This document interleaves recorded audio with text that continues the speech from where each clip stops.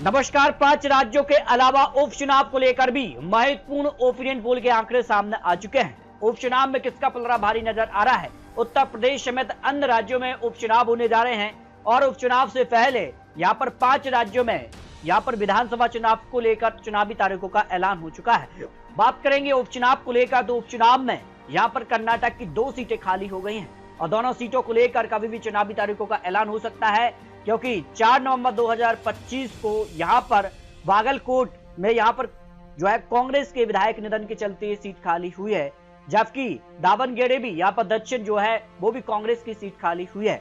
तो बागलकोट पर कांग्रेस का पलड़ा यहां पर कर्नाटक में भारी नजर आ रहा है, जो आंकड़े सामने आ रहे हैं।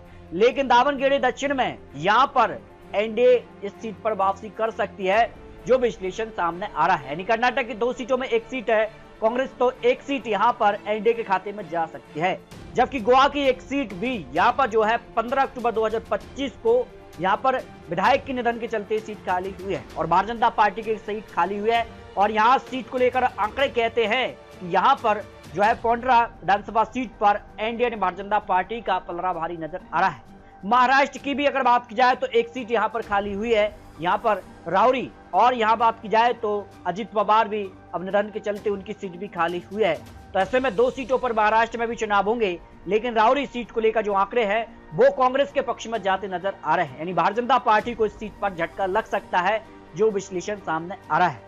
मणिपुर की बात की तो मणिपुर की 1 सीट पर भी यहाँ पर उपचुनाव को लेकर कभी भी तारीखों का ऐलान हो सकता है। और यहाँ अगर बात की जाए तो ताऊ भी सीट पर उपचुनाव होने जा रहा है और राष्ट्रीय जन पार्टी की सीट खाली हुई है। इस सीट पर भारतीय जनता पार्टी का पलड़ा भारी हो सकता है चुनाव को लेकर। लेकिन बात की जा रही है कि कांग्रेस भी इस सीट पर बाजी मार सकती है, क्योंकि मणिपुर को लेकर जो यहाँ पर आंकड़े हैं, जिस कार्य की तैयारी है, उस बार माना जा रहा है कि इस सीट पर चुनावी तारीखों का ऐलान होता है तो आंकड़े बदल भी सकते हैं।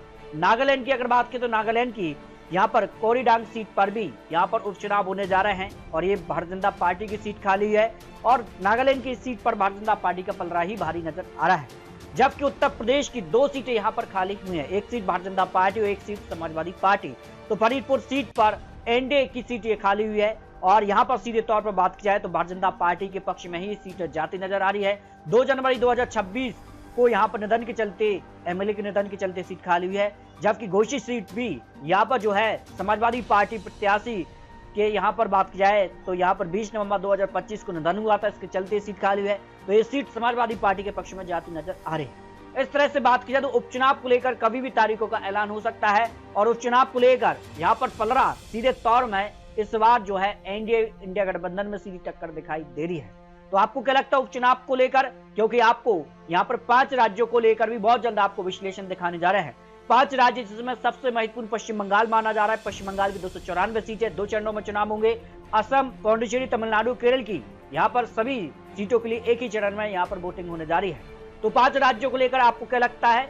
आखिर पश्चिम बंगाल में क्या ममता बनर्जी जीतेंगी या फिर भारतीय जनता पार्टी वापसी करने जा रही है? इसको लेकर आप रखिए। मिलते हैं 5 राज्यों के ओपिनियन पोल के साथ, तब तक लीजिए जय भारत।